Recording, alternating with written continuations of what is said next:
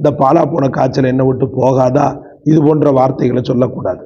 காரணம் என்னன்னா, இந்த காய்ச்சல் வெறுமனே வந்துட்டு போறதல்ல, இந்த வெப்பம் உங்களுடைய பாவங்களையும் கரிச்சிட்டு போயிடும்.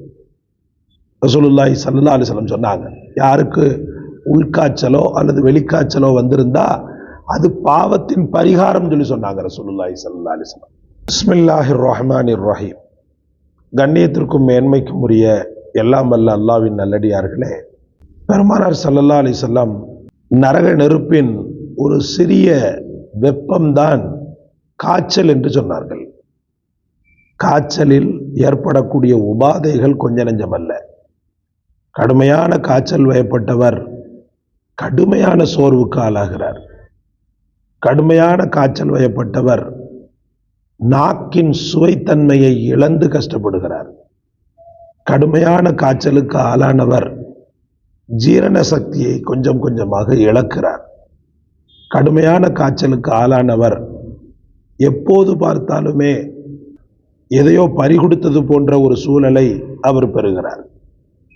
மொத்தத்தில் காய்ச்சல் பெரும் உபாதையை மனிதனுக்குள் ஏற்படுத்தக்கூடிய ஒன்றாக இருக்கிறது. பெருமானார் ஸல்லல்லாஹு அலைஹி வஸல்லம் அவர்களுக்கும் காய்ச்சல் ஏற்பட்டது. ஏன், அவர்கள் வஃபாத்தாகுவதற்கு முன்பு அவர்களுக்கு காய்ச்சலின் மூலமாகத்தான் அவர்களுக்கு மௌத்துடைய அறிகுறிகள் தென்பட்டன. இந்த காய்ச்சலுடைய தாக்கத்திலிருந்து மனிதன் பாதுகாக்கப்படவும், அது மட்டுமல்லாமல் அந்த காய்ச்சல் சீக்கிரத்திலேயே உடம்பிலிருந்து வெளியாகவும் அற்புதமான இறைவனுடைய வார்த்தைகளை உச்சாடனம் செய்வது மிகவும் முஸ்தஹப்பாக அருமையான ஒரு பழக்கமாக இருந்து கொண்டிருக்கிறது. பொதுவாக காய்ச்சல் வந்துருச்சுன்னு சொன்னால் காய்ச்சலை சபிப்பதோ அல்லது காய்ச்சல் யாருக்கு வந்திருக்கிறது அவர் தன்னைத்தானே சபிப்பதோ கூடாது. இந்த பாலா போன காய்ச்சல் எனக்கா வரணும், இந்த பாலா போன காய்ச்சல் என்ன விட்டு போகாதா, இது போன்ற வார்த்தைகளை சொல்லக்கூடாது. காரணம் என்னன்னா, இந்த காய்ச்சல் வெறுமனே வந்துட்டு போறதல்ல, இந்த வெப்பம் உங்களுடைய பாவங்களையும் கரிச்சிட்டு போயிடும். ரசூலுல்லாஹி ஸல்லல்லாஹு அலைஹி வஸல்லம் சொன்னாங்க, யாருக்கு உள்காய்ச்சலோ அல்லது வெளிக்காய்ச்சலோ வந்திருந்தா அது பாவத்தின் பரிகாரம் சொல்லி சொன்னாங்க ரசூலுல்லாஹி ஸல்லல்லாஹு அலைஹி வஸல்லம். எவ்வளோ பாவம் செஞ்சிருப்போம், அப்ப நரகத்துக்குன்னு சொல்லி உரிய உடம்பாக இந்த உடம்பு மாறிடும். இந்த உடம்பு நரகத்திலிருந்து பாதுகாக்கப்பட ஒரு சின்ன சூடை கொடுத்து அந்த நரகத்தை ஆஃப் பண்ணிடுவான் அல்லாஹ் தஆலா. ஒரு சின்ன சூடை கொடுத்துட்டு அந்த உஷ்ணத்தை நமக்கு கிடைப்பதிலிருந்து அல்லாஹ் தஆலா பாதுகாப்பை தந்துடுவான். அதனால காய்ச்சலை ஏசக்கூடாது. நபி ஸல்லல்லாஹு அலைஹி வஸல்லம் அவங்களுக்கு ஏற்பட்டிருக்குது, சஹாபாக்களுக்கு ஏற்பட்டிருக்குது. இந்த காய்ச்சல்னால ரொம்ப பாதிக்கப்பட்டிருக்கிறாங்க. கவலையே பட தேவையில்லை.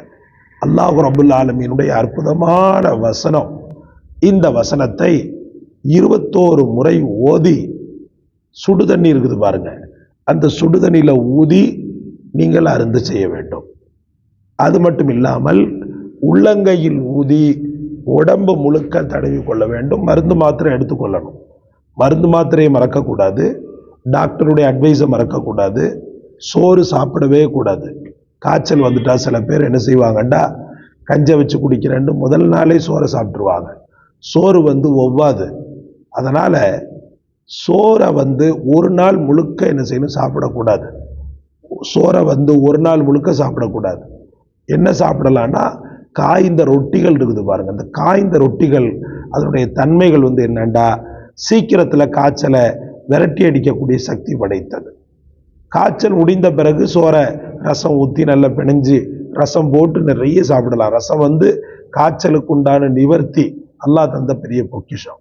சரி, ஹைர், அல்லாஹ்வுடைய ஆயத்துக்கு வர்றேன். இந்த ஆயத்தை நீங்கள் ஓதிக்கொள்ளுங்கள். அஊது பில்லாஹி மினஷ் ஷைத்தானிர் ரஜீம், பிஸ்மில்லாஹிர் ரஹ்மானிர் ரஹீம். ஸலவாத்து முன்பின் மறக்கக்கூடாது. 3 முறை ஸலவாத்தை ஓதிக்கொள்ளணும். ஸலவாத்தை ஓதிக்கிட்டு சொல்லுங்க, லா யரவுன ஃபீஹா ஷம்ஸௌ வலா ஸம்ஹரீரா.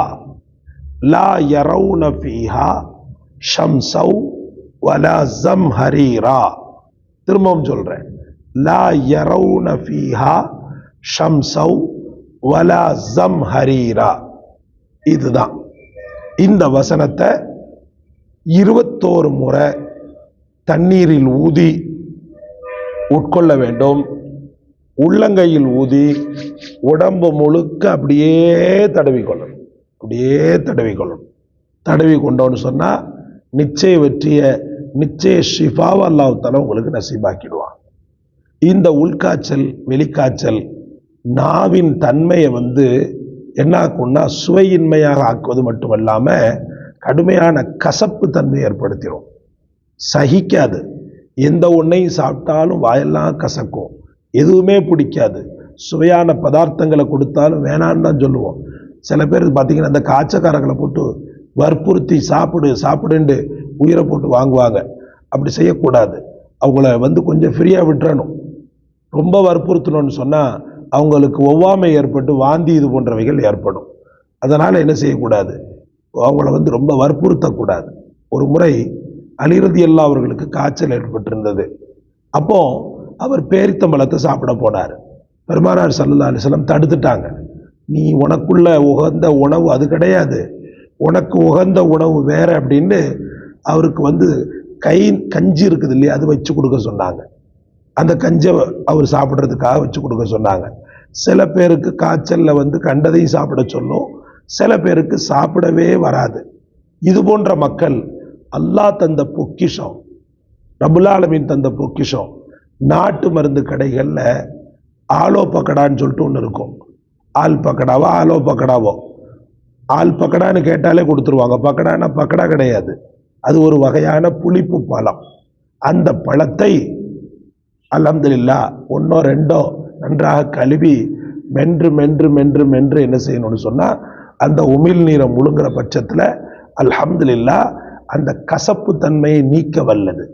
அந்த கசப்பு தன்மையை நீக்க வல்லது. அதுக்கு மேலே அல்லாஹ் ரப்புல் ஆலமீன் தந்த அரிய பொக்கிஷமான கொத்தமல்லி இருக்குது பாருங்க, தனியா.